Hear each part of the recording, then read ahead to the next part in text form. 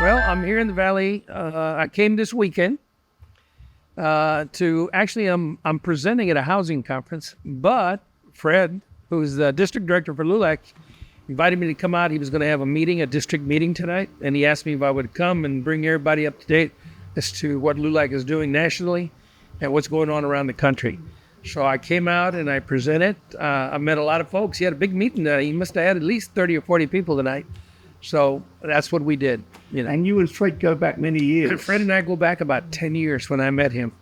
And happened to be working here in the Valley about 10 years ago in the housing. I'm a national housing consultant. And that's where I met Fred, and that's where we started LULAC about 10 years ago. But they already had a LULAC chapter here, but it had gone dormant. And then I helped him resurrect that and started it. So they've been at it for about the last 9 years. So what's the state of LULAC at the national level right now? Well, the state of LULAC is, we're 350,000 members. We're in 33 states, okay? We have youth councils, young adult councils, e-members, young adults, that are join our organization. A lot of them are on social media platforms, and they all work closely with us to find out what they can do. We collaborate with a lot of other national groups. We're members of the Leadership Conference. We work very closely with the NAACP, the Urban League, Unidos, Southern Poverty Law Center. So there's a lot of folks that are in this space in regards to civil rights, and we all work together to make sure that we're addressing the issues as they're coming out. As most folks know, there's a new administration that has taken over. And we're concerned about some of the actions that are being taken by this administration that we feel hurt our minority communities. And we're addressing those as executive orders are being issued.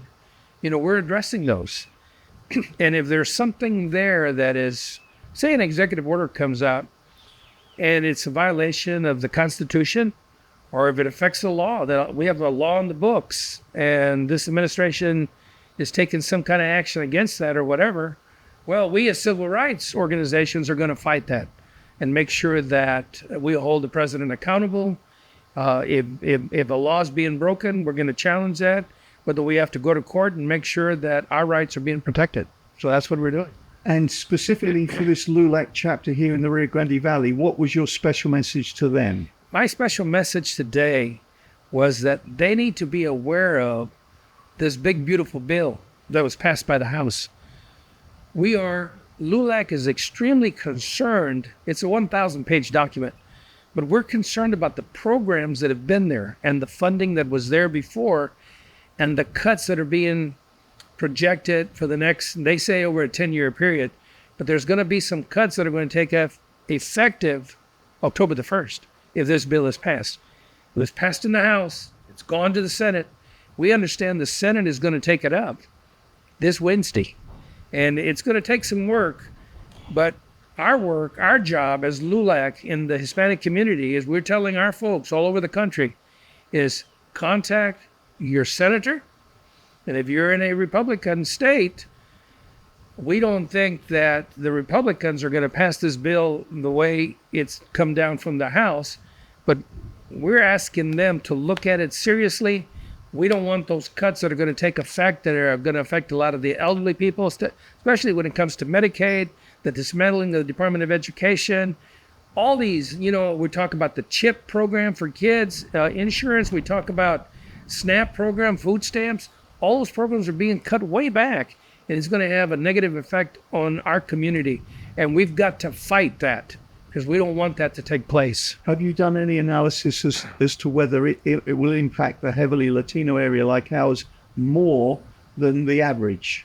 Well, it's going to affect the minority communities because in most cases, if you look at those that take advantage of programs that really need the help, they're going to be the minority communities, They're the ones who tend to need help in regards to when it comes to housing, whether it's food stamps, whether it's a CHIP program, whether it's Medicaid.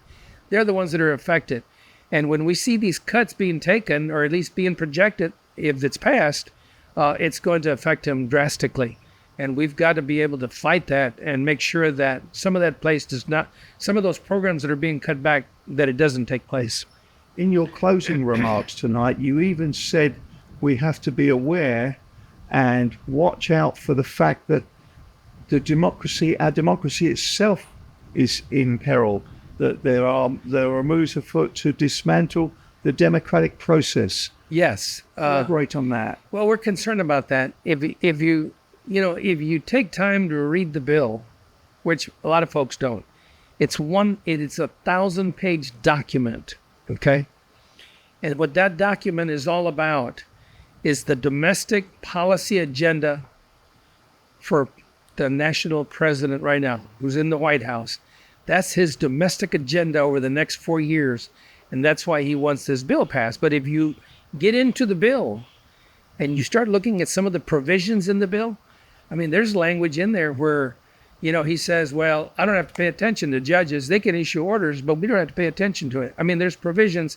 I'm not talking exactly as to what the language is, but that's the intent. And if you start looking at what's happening with, them cutting back on funding, national broadcast agencies that have been around, NPR and others that provide good information, to folks around the country, and the cuts that he wants to make, that's going to hurt us. And it's not only happening with the media, but it's happening with judges, and it's affecting our community as well as other communities too. But we are concerned about the Latinos across the country, and we want to make sure that those senators around the country, especially here in Texas, we have 2 Republican senators. We got to make sure that they understand that those cuts are going to affect the Hispanic community. And it's their job as representatives, as senators, to protect the constituents that they represent. Well, President Palomares, those are all the questions I had. Is there anything else I've missed? Anything else you'd like to add? No, I'm here in the Valley. They do a lot of good work here, and I enjoy coming down here. There are a lot of stuff going on because we're right at the border, and there's a lot of issues there that I'm concerned about, especially when it comes to the deployment of the military and some of the actions that are being taken. I think it's an overkill on some of that stuff. We do know that, we do understand that we got to make sure that what he calls illegal immigration is that these folks are fleeing countries and they're being persecuted, and they're coming here under the amnesty program, and they're wanting to see if they can get some kind of relief, and that's not happening. Those changes are taking place, but we're concerned all about that. But, it's something that we're going to have to work through.